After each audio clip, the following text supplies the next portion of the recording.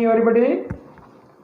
आटिंगल के मशहूर federal college की 8वीं कक्षा के छात्रों को हिंदी क्लास में हार्दिक स्वागत है। आज हम पिता का प्रायश्चित नामक पिता का प्रायश्चित नामक पाठ के बारे में चर्चा करेंगे। इस पाठ के लेखक अरुण गांधी हैं। അരുൺ ഗാന്ധി നിങ്ങൾ കേട്ടിട്ടുണ്ടാവും. കേട്ടിട്ടില്ലെങ്കിലും അദ്ദേഹം വളരെ മഹാനായ ഒരു വ്യക്തിയായിരുന്നു. അദ്ദേഹം സൗത്ത് ആഫ്രിക്കയിലായിരുന്നു ജീവിച്ചിരുന്നതെങ്കിലും ഇന്ത്യയിലും അദ്ദേഹം വളരെ കാലം ചെയ്യുന്നു. ടൈംസ് ഓഫ് ഇന്ത്യ എന്നൊരു പത്രം നിങ്ങൾ കേട്ടിട്ടുണ്ടാകും. ആ ടൈംസ് ഓഫ് ഇന്ത്യയിൽ വളരെ കാലം ഇദ്ദേഹം ജോലി ചെയ്തു. ഡോക്ടർ അരുൺ ഗാന്ധിയാണ്. വളരെ വിദ്യാസമ്പന്നനാണ്. ഇത് എഴുതിയിരിക്കുന്നത് അദ്ദേഹം വളരെ മഹാനായ ഒരു വ്യക്തിയായിരുന്നു. ഇനി ഈ പാഠത്തിൻ്റെ സവിശേഷത ഒന്ന് ആദ്യം നോക്കാം. യഹ ഏക് സംസ്മരൺ ഹൈ. ഈ പാഠം ഒരു ഓർമ്മക്കുറിപ്പാണ്. സംസ്മരൺ കേട്ടിട്ടുണ്ടാവും. ഓർമ്മയിൽ നിന്നും എഴുതിയുണ്ടാക്കുന്ന ഒരു ലേഖനമാണ് സംസ്മരൺ, അല്ലെങ്കിൽ മറ്റൊരു സാഹിത്യ രൂപമെന്നും ഇതിനെ പറയാം. ഇത് എങ്ങനെ മനസ്സിലാക്കാമെന്ന് നോക്കാം. ഇതിന് ചില പ്രത്യേകതകളുണ്ട്. സംസ്മരണാണോ അതോ രേഖാചിത്രാണോ അതല്ല മറ്റെന്തെങ്കിലും ആണോ എന്ന് അറിയുന്ന ചില ലക്ഷണങ്ങളുണ്ട്. ആ ഒന്ന് രണ്ട് ലക്ഷണം ഞാൻ പറയാം. വിവരണയ്ക്ക് ഈ അധികത എന്ന് പറഞ്ഞാൽ വിവരണം ഇതിൽ കൂടുതലായിരിക്കും. ഇത് സംസ്മരണമാണ്. ഈ ഘടനാ പ്രധാന ഹോത്താ ഹൈ. ഇത് സംഭവങ്ങൾക്ക് കൂടുതൽ പ്രാധാന്യം കൊടുക്കുന്നതാണ്. അത് സംസ്മരണമാണ്. ഈ ഘടനായെ സത്യ ഹോത്തി ഹൈ. ഇതിൽ പറയുന്ന സംഭവങ്ങൾ സത്യമായിരിക്കും. സാധാരണ ഉള്ളതുപോലെ ഭാവനയിൽ നിന്ന് എടുത്ത് എഴുതുന്ന രീതി അല്ല. പിന്നെ ശൈലിയിൽ മാറ്റം വരാം. അത് ഓരോ എഴുത്തുകാരനും അവരുടേതായ ഒരു ശൈലി ഉണ്ടായിരിക്കും. ഈ ലക്ഷണങ്ങൾ കണ്ടാൽ അത് സംസ്മരണാണെന്ന് തീരുമാനിക്കാം. നമുക്ക് പഠിക്കേണ്ട പാഠം അരുൺ ഗാന്ധി എഴുതിയതാണ്. അരവിന്ദ് ഗുപ്ത എന്നൊരാളാണ് ഇത് തർജ്ജിമ ചെയ്തത്. അരവിന്ദ് ഗുപ്ത എന്നൊരാളാണ് ഇതിനെ ഹിന്ദിയിലേക്ക് തർജ്ജിമ ചെയ്തത്. ഇത് ഇംഗ്ലീഷിലെ വലിയൊരു എഴുത്തുകാരനായിരുന്നു. അദ്ദേഹം ദക്ഷിണാഫ്രിക്കയിലാണ് താമസിച്ചിരുന്നത്. കുറേ കാലം ഇന്ത്യയിലും ഉണ്ടായിരുന്നു. ഡോക്ടർ അരുൺ ഗാന്ധി മണിലാൽ ഗാന്ധി കാ പുത്ര और महात्मा गांधी के पोते थे. മഹാത്മാഗാന്ധിയുടെ പുത്രൻ്റെ പുത്രനാണ് ഈ എഴുത്തുകാരൻ ഡോക്ടർ അരുൺ ഗാന്ധി. മണിലാൽ ഗാന്ധിയുടെ മകനാണ് ഈ അരുൺ ഗാന്ധി.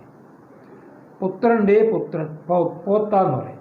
അരുൺ ഗാന്ധിനെ 30 साल तक 30 വർഷക്കാലം ടൈംസ് ഓഫ് ഇന്ത്യ में काम किया था.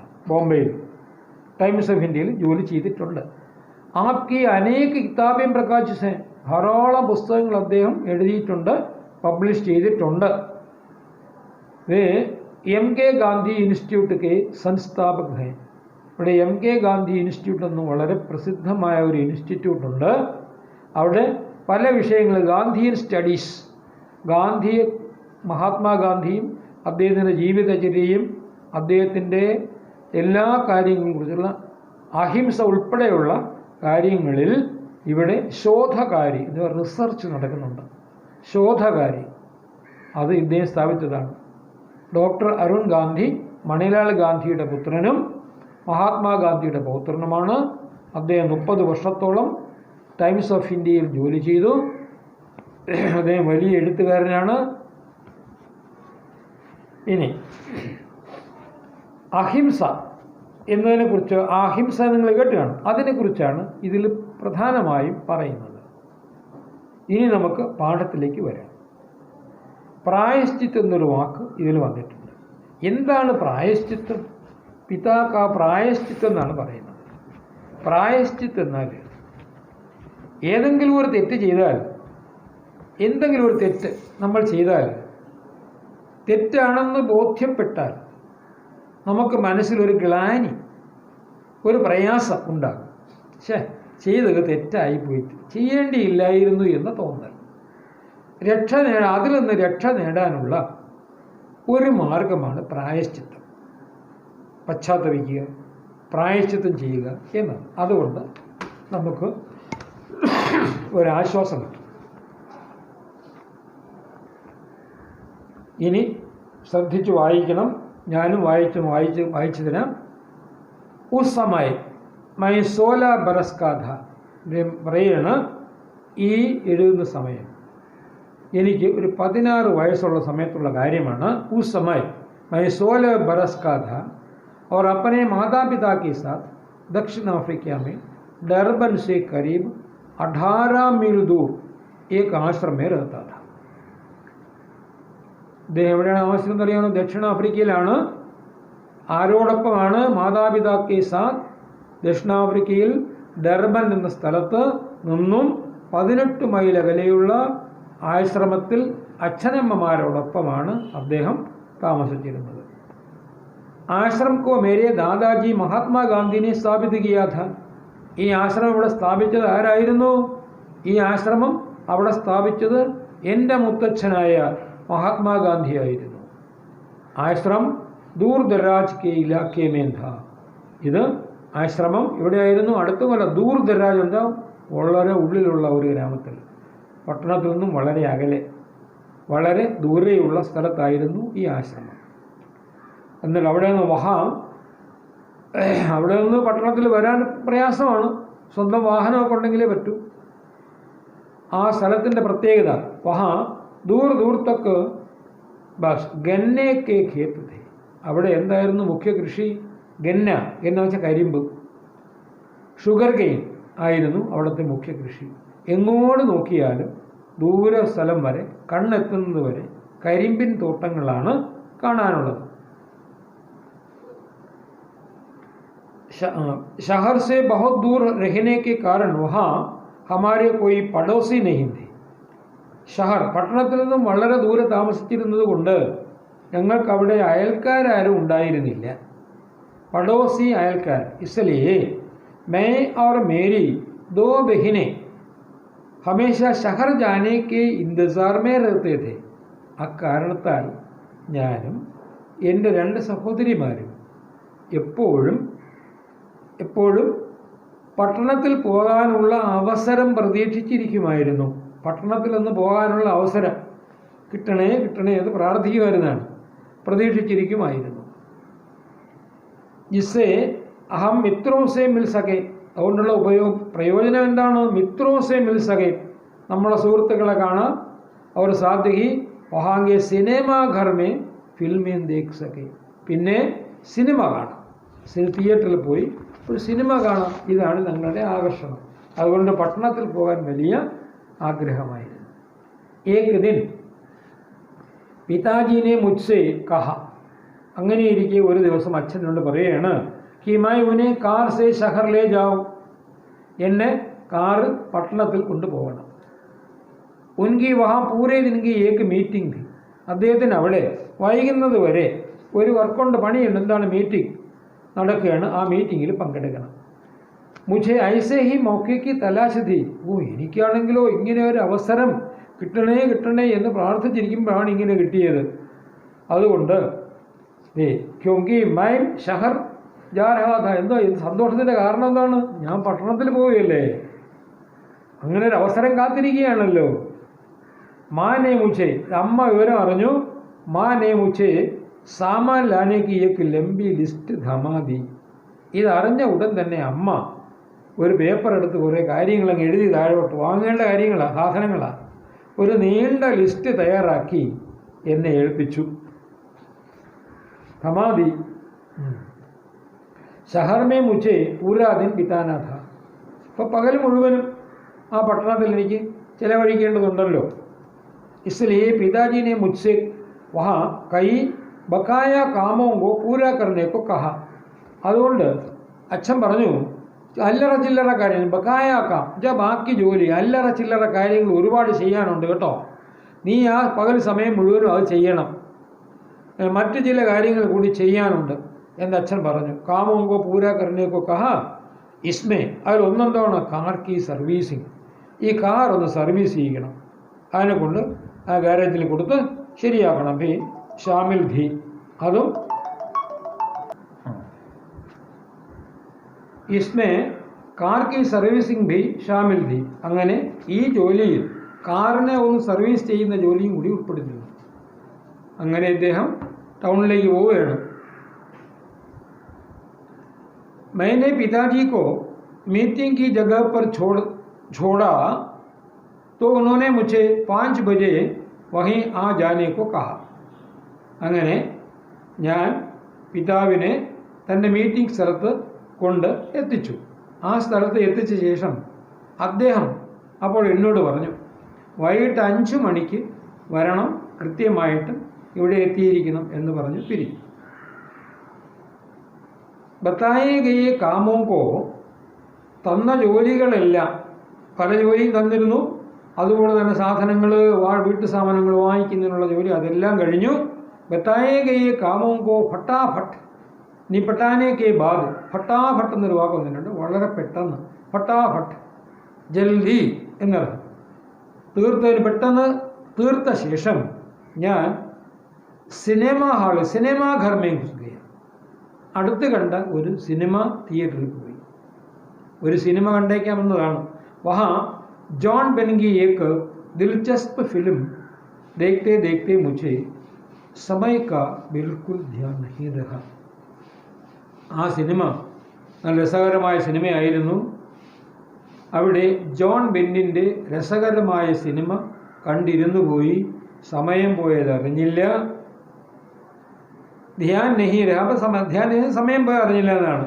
ബിൽക്കുൽ ധ്യാൻ നെഹി രഹ, സമയം പോയത് അറിഞ്ഞില്ല, ഓർമ്മ വന്നില്ല. ഓർമ്മ വന്നപ്പോഴോ ധ്യാൻ ആയാത്തോ തബ് തക് ശാം കെ 5:30 ബജ് ചുക്കേ ഥേ. ഓർമ്മ വന്നപ്പോഴേക്കും വാച്ചിൽ നോക്കിയപ്പോൾ വൈകിട്ട് 5:30 മണി ആയിരിക്കുന്നു. 5 മണിക്ക് എന്നെ കൃത്യമായിട്ടും പിതാവിനെ കൂട്ടിക്കൊണ്ടുവരാൻ ചെല്ലണമെന്ന് ഏർപ്പാട് ചെയ്തിരുന്നതാണ്. ഇങ്ങനെ സംഭവിച്ചു പോയി. മൈൻ ഛട്പട്ട്, വളരെ പെട്ടെന്ന്, മൈൻ ഗാരേജ് പഹുഞ്ച, ഞാൻ വളരെ പെട്ടെന്ന് തന്നെ ഗാരേജിലെത്തി. വണ്ടി എവിടെയാണ് കിടക്കുന്നത്? കാർ. ഗാരേജ് പഹുഞ്ച. कार लेकर जब मैं पिताजी के पास पहुंचा तब तक शाम के 6 बज चुके थे. അവിടെ നിന്നും കാറുമായി പിതാവിൻ്റെ അടുത്തേക്ക് എത്തി. അപ്പോഴേക്കും വൈകിട്ട് 6 മണി ആയിരുന്നു. പിതാജി ബേസബ്രി സേ മേരാ ഇന്തസാർ കർ രഹേ ഥേ. എന്നാൽ അച്ഛനോ ബേസബ്രി അക്ഷമനായി, വന്നില്ലല്ലോ വന്നില്ലല്ലോ, കണ്ടില്ലല്ലോ, എന്ത് സംഭവിച്ചു, പട്ടണമാണ് എന്നുള്ള ആ പേടി, അതാണ് ബേസബ്രി, അക്ഷമനായി.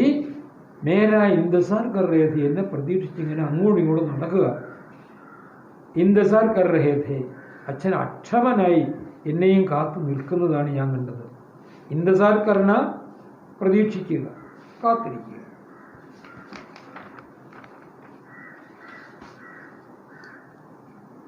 ഉൻഹോനെ ഉത്സുകതാപൂർവ്വം പൂച്ച, എന്നെ കണ്ട ഉടൻ തന്നെ ഓടി വന്ന ഉത്സുകത, വലിയ താല്പര്യത്തോട് ഓടി പൂച്ച.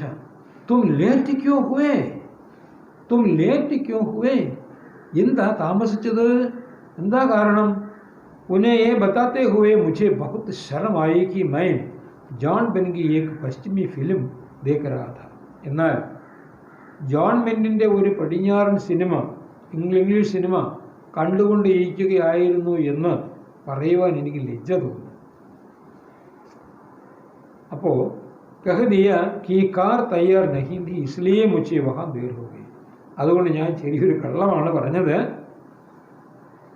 കാർ ശരിയായി കിട്ടാൻ അല്പം താമസമുണ്ടായി, അതുകൊണ്ട് വരാൻ താമസിച്ചു എന്ന് പറഞ്ഞു. ശരം വെച്ച ലജ്ജ, ശരം ലജ്ജിത് ഹോന, ലജ്ജ ഹിന്ദിയിൽ ലജ്ജ. मुझे इस बात का कोई अंदाजा नहीं था कि पिताजी पहले ही गैरेज को फ़ोन कर चुके थे और असलियत से वाकिफ थे. എന്നാൽ എനിക്ക് പറ്റിയ മണ്ടത്തര അബദ്ധം പിന്നെയാണ് മനസ്സിലായത്. മുझे इस बात का कोई अंदाजा नहीं था. എന്നാൽ ഈ ഒരു കാര്യത്തിൽ എനിക്ക് ഊഹം പോയില്ല. എന്താണ്? അച്ഛൻ ഗാരേജിൽ വിളിച്ച് ചോദിച്ചിരുന്നു. ഇതെനിക്ക് ഊഹിക്കാൻ കഴിഞ്ഞില്ല. കാർ റെഡിയായി കിടക്കുകയാണ് എന്നവർ പറയുകയും ചെയ്തിട്ടുണ്ടാവും. സത്യാവസ്ഥ അറിഞ്ഞിരുന്നു എന്ന ഈ ഊഹം എന്നെ വല്ലാതെ വിഷമിപ്പിച്ചു. പിതാജി പഹലെ ഹി ഗാരേജ് കോ ഫോൺ കർ ചുക്കേ ഥേ. അവർ അസലിയത്ത് സെ വാക്കിഫ് थे. അസലിയത്ത് എന്ന് വെച്ചാൽ വാസ്തവം. എന്താണ് സംഭവിച്ചത്? വാക്കിഫ് എന്ന് പറഞ്ഞാൽ അറിവുള്ള, ജ്ഞാത, അറിഞ്ഞിരിക്കുന്നു എന്ന്. വാക്കിഫ് സംഗതിയെല്ലാം അച്ഛൻ നേരത്തെ അറിഞ്ഞിരിക്കുന്നു. ഞാൻ പറഞ്ഞത് കള്ളമായി, താമസിച്ചു എന്ന് ഞാൻ പറഞ്ഞു, ഒരു തെറ്റ് പറ്റി. എന്നാൽ വളരെ നേരത്തെ തന്നെ വാഹനം ശരിയായി കിടക്കുകയായിരുന്നു, അങ്ങയുടെ മകൻ വരാൻ താമസിച്ചതാണെന്ന് അവർ പറഞ്ഞത്. ഇത് ഞാൻ അറിഞ്ഞിരുന്നില്ല. വേ മേരെ ഛൂട്ടുക്കോ ജാൻ ചുക്കേ थे. ഞാൻ പറഞ്ഞത് കള്ളമാണെന്ന് അദ്ദേഹം മനസ്സിലാക്കിയത്. पर बोले, എന്നിട്ട് എന്താ പറഞ്ഞത്? ജിസ് തരഹ സേ മൈനെ തുമേ ബഡാ കിയ ഉസ്മേ മുझसे कोई भारी चूक हुई. എൻ്റെ മകനെ, നിന്നെ വളർത്തി വലുതാക്കിയ എനിക്ക് ഒരു തെറ്റ് പറ്റി എന്നാണ് അദ്ദേഹം പറഞ്ഞത്. നിന്നെ വളർത്തി വലുതാക്കിയ എനിക്ക്, അദ്ദേഹത്തിൻ്റെ പ്രതികരണമാണ്, നിന്നെ വളർത്തി വലുതാക്കിയ എനിക്ക് ഒരു വലിയ തെറ്റ് പറ്റി. ആ തെറ്റെന്താണ്? ഭാരി ചൂക്ക്. ചൂക്ക് എന്ന് പറഞ്ഞാൽ തെറ്റെന്നാണ്, ഒരു മിസ്റ്റേക്ക്, അപര്യാദം. പക്ഷെ പോയി ഭാരി ചൂക്ക് ഹുയി എന്താണ്? മൈനെ തുമേ സച്ച് ബോൾനെ കാ ആത്മവിശ്വാസ് നഹീ ദിയ. എന്താണ്? സത്യം പറയുവാനുള്ള ആത്മവിശ്വാസം ഞാൻ നിന്നിൽ ഉണ്ടാക്കിയെടുത്തില്ല. സത്യം, അത് അണ്ടർലൈൻ ചെയ്യേണ്ട വാക്കാണ്. സത്യം പറയുവാനുള്ള ആത്മവിശ്വാസം തരാൻ എനിക്ക് കഴിയാതെ പോയി. അതൊരു വലിയ തെറ്റാണ് ഒരു പിതാവെന്ന നിലയിൽ ഞാൻ ചെയ്തത്. അതാണ് ഇങ്ങനെ സംഭവിക്കാൻ കാരണം.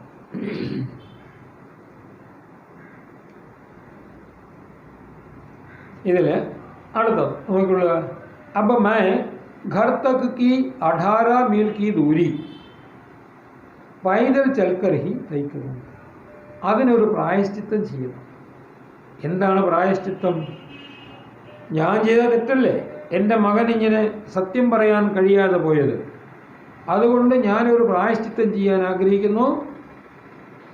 ഇവിടെ നിന്നും വീട് വരെയുള്ള 18 മൈൽ ദൂരം ഞാൻ കാൽനടയായി പോകും. വണ്ടിയിൽ കയറിയില്ല. ये कहते हुए सूट बूट पहने पिताजी ने चलना शुरू किया. ഇത്രയും പറഞ്ഞുകൊണ്ട് എൻ്റെ അച്ഛൻ സൂട്ടും ബൂട്ടും ഒക്കെ ധരിച്ച് നിൽക്കുകയാണ്. അദ്ദേഹം നടക്കാൻ തുടങ്ങി. അന്ധേര ഹോ ചുക്കാ ഥ. ഇരുട്ട് വ്യാപിച്ചിരുന്നു. और ज्यादातर रास्ता कच्चा था. ഇരുട്ട് വ്യാപിച്ചിരുന്നു. മാത്രമല്ല ആ വഴി അത്ര നല്ല വഴിയായിരുന്നില്ല. കച്ച രാസ്ത എന്ന് പറഞ്ഞാൽ ടാർ ചെയ്ത് ശരിയാക്കാത്ത റോഡുമായിരുന്നു. പിന്നെ മറ്റൊന്ന്, അങ്ങനെയുള്ള സ്ഥലങ്ങളിൽ സടക്ക് സുൻസാൻ ധി. സുൻസാൻ വെച്ചാൽ ആളൊഴിഞ്ഞ്. സുൻസാൻ ജഹാ പോയി നെഹി, അത് ആളൊഴിഞ്ഞ സ്ഥലവുമായിരുന്നു. അവർ വഹാം കോയി റോഷനി ഭി നെയ് ഥി. റോഷനി പ്രകാശമില്ല, തെരുവിളക്കില്ല. തെരുവിൽ വിളക്കുണ്ടെങ്കിലേ പ്രകാശം വരൂ. അങ്ങനെ തെരുവിളക്കുമില്ല. വഴിവിളക്ക് എന്ന് പറയാൻ, വഴിവിളക്ക്, സ്ട്രീറ്റ് ലൈറ്റും ഇല്ലാത്ത ഒരു റോഡ്. അച്ഛൻ നടക്കുകയാണ്. മൈ പിതാജിക്കോ അക്കേല നഹീ ചോട് സക്താ ഥ. അച്ഛനെ തനിച്ചു വിടാൻ എനിക്ക് കഴിയില്ല, അത് ശരിയാവില്ല. പിന്നെ ഇപ്പം എന്താണൊരു മാർഗം ആലോചിക്കുകയാണ്. इसलिए 5.5 घंटे तक 5.5 മണിക്കൂർ സമയമെടുത്ത് ആ വഴി നടക്കാൻ. 5.5 5.5 घंटे तक मैं उनके पीछे धीमी गति से कार चलाता रहा. ഈ 5.5 മണിക്കൂർ സമയം അദ്ദേഹത്തിൻ്റെ പുറകെ കാറിനെ ഞാൻ വളരെ വേഗത കുറച്ച് വിടേണ്ടി വന്നു. അപ്പോൾ അദ്ദേഹത്തിൻ്റെ പിന്നാലെ കാർ സാവധാനം ഓടിക്കേണ്ടി വന്നു. റോഡ് കാണണമല്ലോ, പ്രകാശമില്ല. അപ്പോൾ കാറിൻ്റെ ലൈറ്റിൽ അദ്ദേഹത്തിന് വഴി കാണാം. ഉസ് ദിൻ മൈനെ ജീവൻ കാ ഏക് അഹം നിർണയ ലിയ. ആ ദിവസം ഞാൻ ഒരു ഉറച്ച അഹം നിർണയ, എൻ്റെ മനസ്സിൽ ഉറച്ച തീരുമാനമെടുത്തു. എന്താണ് ആ തീരുമാനം? ജീവിതത്തിൽ ഇനി ഒരിക്കലും കള്ളം പറയുകയില്ല. കഭി ഝൂട്ട് നഹീ ബോലൂംഗ. मैं कभी भी झूठ नहीं बोलूँगा, मैं कभी भी झूठ नहीं बोलूँगा इതാണ് ആ നിർണയം. मैं अक्सर इस घटना से के बारे में सोचता हूँ, मैं अक्सर इस घटना के बारे में सोचता हूँ. ഞാൻ മിക്കപ്പോഴും ഈ സംഭവത്തെക്കുറിച്ച് ചിന്തിക്കാറുണ്ട്. अगर पिताजी ने मुझे अन्य बालकों की तरह सजा दी होती तो क्या मैंने कोई सबक सीखता. എൻ്റെ പിതാവ് ഒരു പക്ഷേ മറ്റ് മാതാപിതാക്കളെ പോലെ എനിക്കൊരു ശിക്ഷ തന്നിരുന്നുവെങ്കിൽ ഞാൻ ഒരിക്കലും ഇതുപോലെ ഒരു ഗുണപാഠം പഠിക്കില്ല. പാലക് പാലൻ करने वाला പാലക്, പാലൻ करने वाला പാലക്, പാലിക്കുന്നവൻ ആണ്. ആ പാലിക്കുന്നുള്ള വാക്ക് അതിൻ്റെ അർത്ഥം പാലക് പാലൻ करने वाला, മറ്റ് പാലൻ करने वालों की अन्य पालन करने वालों की तरह.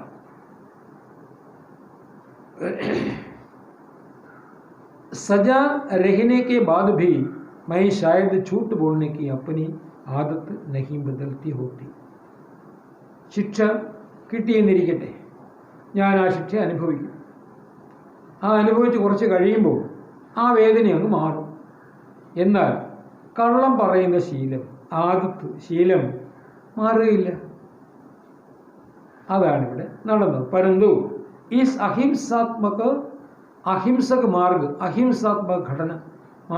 घटना का मेरे ऊपर बहुत गहरा असर हुआ.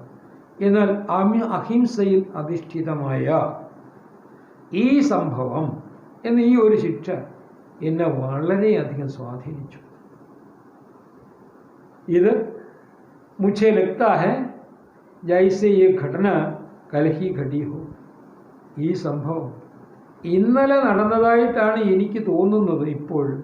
പക്ഷേ ഇതെന്നെ വളരെയധികം പിടിച്ചു കുലുക്കിയിരുന്നു. അഹിംസ കി ഹി ശക്തി ഹെ. അഹിംസയുടെ ഇതാണ് ശക്തി. അഹിംസയിൽ ഉണ്ടായിരിക്കുന്ന ശക്തി എത്രത്തോളം വലുതാണ്, മഹത്തരമാണ് എന്ന് ഞാൻ ഇതിൽ നിന്നും മനസ്സിലാക്കി.